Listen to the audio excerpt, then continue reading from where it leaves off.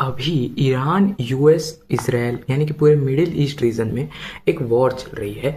और इसके पीछे क्या कारण है, मतलब यूएस आखिर ईरान पर क्यों हमला करना चाहता है। इस हमला जो अभी जस्ट हाल ही में हुआ था, इसमें पहले दिन ही ईरान के सुप्रीम लीडर यानी कि अयतुल्ला अली खामेनेई को पहले दिन ही मार दिया गया। तो आखिर ये वॉर शुरू क्यों हुई है, इसके हिस्टोरिकल रीजंस क्या हैं। और आपको शायद पता नहीं होगा, लेकिन ईरान और यूएस एक वक्त बहुत अच्छे दोस्त हुआ करते थे।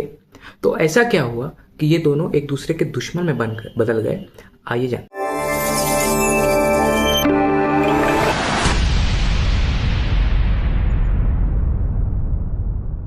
19th सेंचुरी से हमारी कहानी की शुरुआत होती है। 19th सेंचुरी में जो ये देश है ईरान, इसे पर्शिया कहते थे। और जो पर्शिया था उस पर पहले एक शाह का राज था जिसका नाम था कजर डायनेस्टी। वहाँ पे कजर के जो राजा हुआ करते थे वो उस पर रूल करते थे। और ये आप अभी इस टाइम पर मैप भी देख सकते हैं। लेकिन उस समय राजा के अलावा वहाँ पर उलेमास भी हुआ करते थे। उलेमास क्या होते हैं, मुस्लिम जो होता है, मुस्लिम इस्लाम रिलीजन, उसमें उलेमास जो होते हैं वो इस्लामिक स्कॉलर्स होते हैं। मतलब इस्लाम से रिलेटेड जो चीज़ों में सबसे ज़्यादा पढ़ा लिखा है उसे उलेमास कहते हैं। और जो शिया कम्युनिटी है, यानी ईरान जो है वो शिया मुस्लिम्स का एक मेजॉरिटी देश है। तो जो शिया कम्युनिटी है, शिया के जो उलेमास में सबसे क्वालिफाइड लीडर्स होते हैं उन्हें कहते हैं अयतुल्लास। और ये जो अयतुल्लास होते थे इनके पास भी काफ़ी इन्फ्लुएंस होता था और जनता का काफ़ी इनको सपोर्ट होता था। ठीक है, तो ये भी अगर कुछ कह देते थे तो उनकी बात को माना जाता था।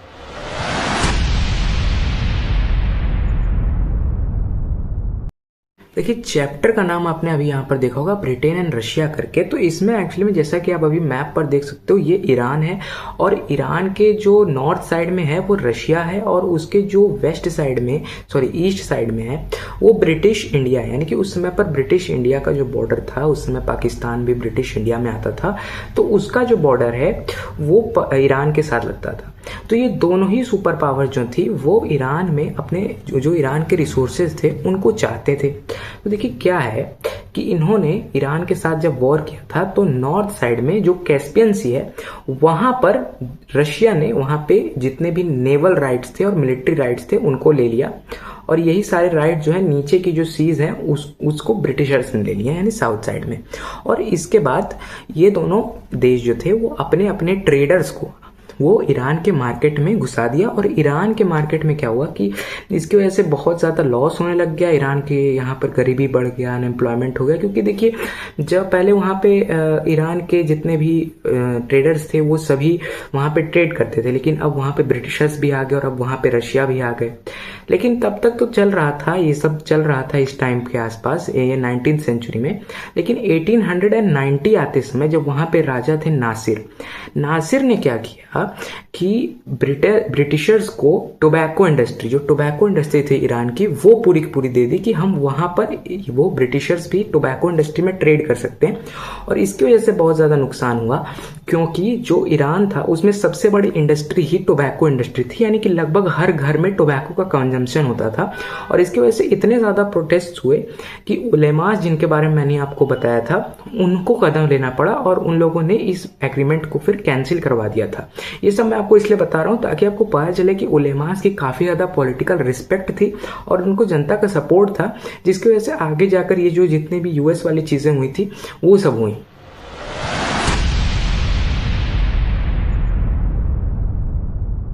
देखिए, नासिर जो थे उनकी फिर 1896 में जब मृत्यु हो गई तो उनके जो बेटे थे मुजफ्फर अद-दीन वो फिर राजा बने।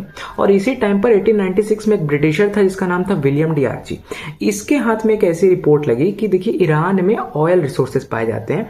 तो इसने ब्रिटिशर्स का सपोर्ट लेके मुजफ्फर के साथ एक एग्रीमेंट किया कि अगले 60 साल तक ईरान में ब्रिटिशर्स ऑयल खोजेंगे और अगर ऑयल मिलता है तो उसको ब्रिटिशर्स ही बेचेंगे और 16% प्रॉफिट जो है वो ईरान को दिया जाएगा।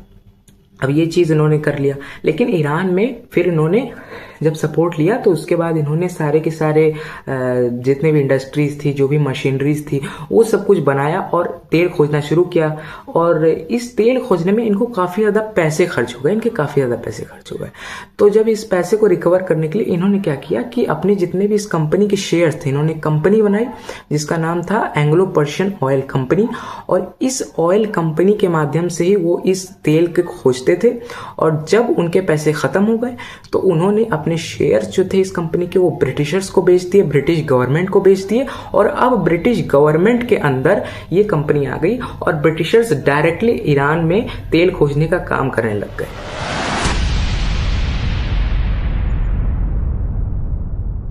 डीआरकी से जब ब्रिटिशर्स ने एंग्लो पर्शियन ऑयल कंपनी के शेयर्स खरीदे तो इसका नाम चेंज करके इन्होंने ब्रिटिश पेट्रोलियम कंपनी नाम से रख दिया था।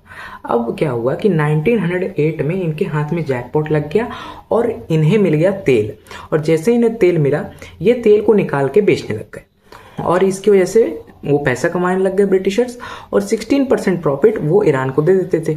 अब ईरान की जनता इससे बहुत नाराज थी, इसके ऑपोजिशन में थी कि यार हमारा तेल है तो हम बेचेंगे और हम पैसे कमाएंगे, हमारे देश में वैसे भी बहुत गरीबी है और अनएम्प्लॉयमेंट है। तो जो उलेमास थे उन्होंने एक मजलिस बनाई। मजलिस क्या थी? मजलिस एक पार्लियामेंट था, एक पार्लियामेंट बनाया, एक कॉन्स्टिट्यूशन बनाया और उसको पैरेलल में चलाने लग गया मोनार्की के। मतलब जिस तरीके से इंग्लैंड में सिस्टम चलता है उस तरीके से उन्होंने चलाने लग गए। और इसके तहत वो ब्रिटिशर्स को कहने लग गए कि देखिए ये जो एग्रीमेंट आपने किया था ये इनवैलिड है, आपको देश छोड़ के जाना चाहिए, हमारा तेल हमें दे दीजिए। तो ब्रिटिशर्स ऐसे कैसे इतने अच्छे जैकपॉट को जाने दे सकते थे। तो 1921 में क्या हुआ कि ब्रिटिशर्स ने एक कूप करवा दिया, मिलिट्री का कूप करवा दिया और राजा को हटा दिया और एक नया राजा लगाया जो कि उसी आर्मी के लीडर थे जिनका नाम था रेजा शाह। एक आर्मी में ही वो काम करते थे, उनको नया राजा बना दिया, रेजा शाह पल्लवी को। और पहलवी डायनेस्टी वहां पे शुरू हो गई। और ये जो राजा था ये पूरा ब्रिटिशर्स का पपेट था, जो भी ब्रिटिशर्स इससे करवाना चाहते थे वो करवाता था। अब क्या था, ये जो रेजा शाह था ये काफ़ी मॉडर्निस्टिक सोसाइटी के व्यू वाला था। मतलब इसने जो वुमेन्स को राइट्स थे या फिर वुमेन्स के किसी भी क्लोथिंग को पहन सकते हैं या फिर जॉब कर सकते हैं, ये सब राइट्स रेजा शाह ने दिए थे। इसके अलावा 1933 में रेजा शाह ने सोचा कि देखिए जो हमारी जो जनता है इसको हम खुश करने के लिए क्या करते हैं कि 16% प्रॉफिट को 20% कर देते हैं। और इसी के साथ जो उलेमाज हैं ये हमारे खिलाफ ना जाएं, जैसे उस राजा के खिलाफ चले गए थे।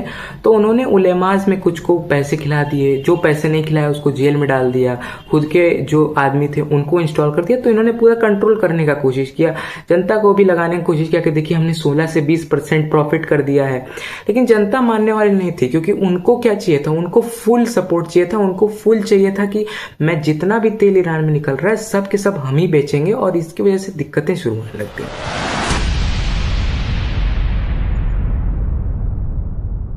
1939 में वर्ल्ड वॉर 2 स्टार्ट हुई और यहाँ से एंट्री होती है यूएस की हमारी स्टोरी में। क्योंकि जब वर्ल्ड वॉर 2 हुआ तो इसमें ब्रिटिशर्स ने लड़ने के लिए काफ़ी ज़्यादा पैसे लोन लिए, काफ़ी ज़्यादा लॉस हुआ था ब्रिटेन को। और ये इसको रिकवर करने के लिए ये वाली जो कंपनी थी ब्रिटिश पेट्रोलियम कंपनी, इसमें से भी 50% जो ब्रिटिश गवर्नमेंट के शेयर्स थे उसको ब्रिटिशर्स ने क्या किया कि अमेरिका को बेच दिया। यानी कि अब यूएस भी इस मार्केट में आ गया कि अब यूएस भी ईरान के तेल का यूज करेगा।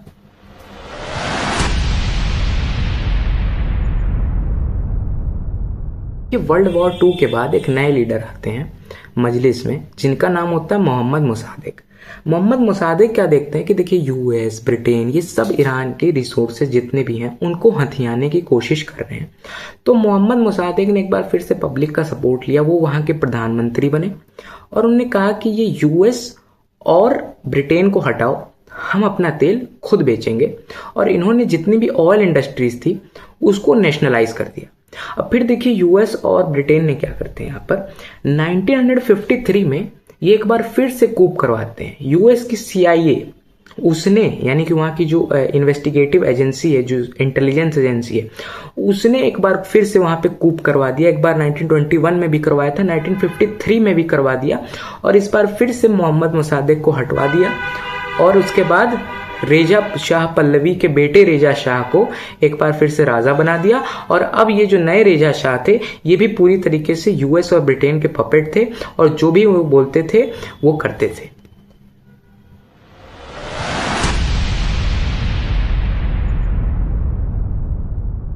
आज 1960s में कहानी में एंट्री होती है आयतुल्ला रूहुल्लाह खामिनेई की। रूहुल्लाह खामिनेई जो थे वो एक आयतुल्ला थे जिसके बारे में आपको बताया था कि आयतुल्ला शिया कम्युनिटी के सबसे हाईली क्वालिफाइड रिलीजियस लीडर्स में उससे होते हैं। और इन्होंने क्या करना स्टार्ट किया कि जो पूरा 1960s था इसमें इन्होंने स्पीचेस देना स्टार्ट कर दिए पूरा यूएस के खिलाफ कि यूएस जो है ये कर रहा है, वो कर रहा है, हमारे देश को बर्बाद कर रहा है, हमारे देश के जो तेल है वो हमारा होना चाहिए, हमारे देश में गरीबी है, हमारे देश में अनएम्प्लॉयमेंट है, लेकिन इसका हम कुछ नहीं कर सकते, हमारे पास रिसोर्सेज होते हुए भी हम कुछ नहीं कर सकते हैं। ये जो राजा है ये यूएस के हाथों बिक गया है, ब्रिटेन के हाथों बिक गया है, इसे हटाओ। और इस चीज़ की वजह से बहुत हाई लेवल पे प्रोटेस्ट भी होने लग रहे थे। तो उसके बाद 1964 में ईरान रूहुल्लाह खामिनेई को ईरान से इराक में भेज दिया गया, यानी उन्हें एग्जाइल में डाल दिया गया। लेकिन ये इतने इन्फ्लुएंशियल लीडर बन चुके थे कि ये स्पीचेस देने लगते थे इराक में और जो प्रोटेस्ट थे वो ईरान में शुरू हो जाते थे। और 1977 ऑनवर्ड्स तो इतनी तेज प्रोटेस्ट होने लग गए, इतनी तेज प्रोटेस्ट हो गए कि एंटी शाह प्रोटेस्ट होने लगे कि जो शाह रेजा शाह थे उनको यूएस छोड़ के भागना पड़ गया। और 1979 में जो ईरान की जनता थी उसने क्या किया कि एक वहां पे रजीम बना लिया। अब देखिए रूहुल्लाह खामिनेई का जो आइडिया था वो ये था कि हमें कोई डेमोक्रेसी नहीं चाहिए या हमें कोई शाह का रूल नहीं चाहिए, हम क्या करेंगे कि हम अल्लाह के रूल से चलेंगे, यानी कि गॉड जो है वो रूल करेगा, जो गॉड के टीचिंग्स हैं यानी कि जो शरिया लॉ है उसके हिसाब से देश चलना चाहिए, यानी कि थियोक्रेटिक रूल चलना चाहिए। और इस वजह से जो वेस्टर्न सिविलाइजेशन है जो यूएस लेकर आ रहा था उसको काफ़ी ज़्यादा अपोज किया गया। और ईरानियन कल्चर, इस्लामिक कल्चर की जितनी भी चीज़ें थी उसको दिखाकर ईरानियन पीपल ने पूरा प्रोटेस्ट किया। और इस चीज़ को 1979 का इस्लामिक रेवोल्यूशन भी कहा जाता है। इसमें वुमेन का भी सपोर्ट था। वुमेन ने इसमें हिजाब यानी कि जो इस्लामिक एक ड्रेस है हिजाब उसको पहन के भी प्रोटेस्ट किया था कि वो दिखाना चाहते थे कि ये जो हमारा कल्चर है इस्लामिक कल्चर इसके सपोर्ट में है और ये जो यूएस है ये हमारे देश को बर्बाद कर रहा है। हालांकि जो वुमेन थी उनके राइट्स को काफ़ी रेस्ट्रिक्ट कर दिया गया था comparative to US rule, Shah rule, but उस टाइम पर वुमेन का भी इसमें काफ़ी पार्टिसिपेशन रहा था। और 1979 में फाइनली सुप्रीम लीडर वहाँ के रूहुल्लाह खामिनेई बन गए थे।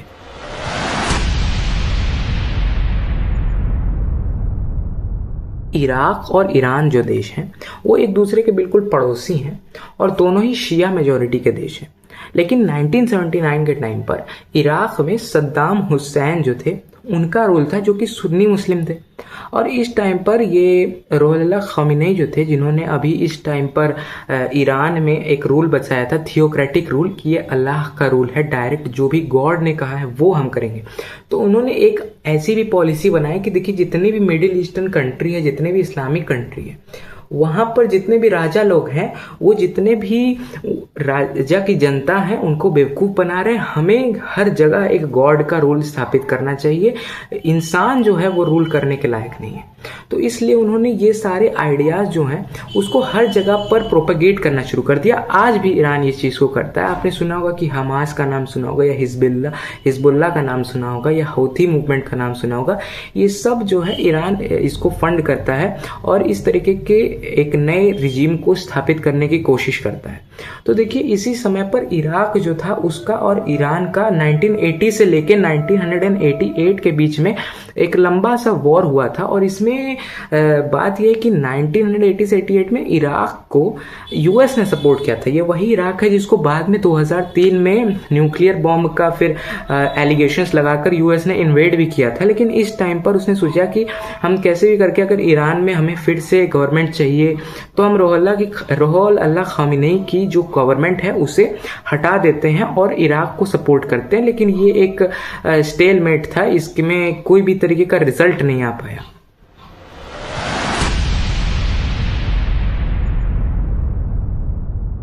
अब देखिए इसके बाद 1989 में रुहुल खामिनेई की डेथ हो जाती है और नए सुप्रीम लीडर बनते हैं अली खामिनेई, और यही वो लीडर थे जो अभी हाल ही में असैसिनेट कर दिए गए थे पहले ही दिन। और तब से लेकर आज तक 1989 से लेकर आज तक यूएस और ईरान के बीच में टेंशन चलते रहे हैं। ये जो मेन हिस्टोरिकल पैटर्न था कि जो कि फॉलो होते हुए ये जो एनमिटी पैदा हुई वो था। इसके अलावा बहुत सारी चीज़ें पैरेलली चलती रहती हैं। फॉर एग्जांपल जो न्यूक्लियर आर्म करना चाहता है, अपने आप को न्यूक्लियर पावर बनाना चाहता है ईरान, और ऐसा यूएस नहीं चाहता है। तो जितने भी न्यूक्लियर फैसिलिटीज़ थी उनके बारे में आपने सुना होगा कि पिछले साल 2025 में B-2 बॉम्बर लेके घुस गया था अमेरिका और उसने ईरान की सारी फैसिलिटीज़ को डिस्ट्रॉय कर दिया था। इसके अलावा ईरान यूएस के साथ प्रॉक्सी वॉर करते रहता है। प्रॉक्सी वॉर का क्या मतलब है? डायरेक्ट नहीं लड़ेंगे, कहीं और जाकर लड़वाएंगे जहां पर यूएस अपने एक पार्टी को सपोर्ट देगा, ईरान भी एक पार्टी को सपोर्ट देगा। यहाँ पर आप हमास वाला चीज़ देख लीजिए, या फिर हिजबुल्ला या फिर हौथी मूवमेंट जो है, इसमें एक साइड को यूएस सपोर्ट करता है, एक साइड को ईरान का फंडिंग रहता है। इस तरीके से जो वॉर है वो अभी तक चलते आ रहा था, और अभी ये एक अनकंडीशनल सरेंडर की डिमांड कर रहा है अमेरिका। लेकिन ईरान जो है वो रुकने वाला अभी नहीं है, वो काफ़ी ज़्यादा अटैक्स कर रहा है मिसाइल्स की, और जितने भी मिडिल ईस्ट में यूएस के बेसेस हैं उन पर भी वो अटैक कर रहा है। और अभी ये कितना लंबा चलेगा इसके बारे में तो हमें नहीं पता, लेकिन ये काफ़ी ज़्यादा हार्मफुल हो सकता है वर्ल्ड इकोनॉमी के लिए, क्योंकि देखिए वहीं पर स्ट्रेट ऑफ हॉर्मुज है जहाँ से दुनिया का 20% ऑयल जो है वो ट्रांसपोर्ट होता है, और वो ब्लॉक अभी कर दिया है ईरान ने उसको, और इसकी वजह से ऑयल के प्राइसेस काफ़ी ज़्यादा हाइक कर सकते हैं और एनर्जी क्राइसिस हो सकता है। और अभी क्या होगा उसको आगे अभी देखना ज़रूरी है। That's all. वीडियो पसंद आया हो तो लाइक शेयर सब्सक्राइब जरूर करें। मिलते हैं अगले वीडियो में। धन्यवाद।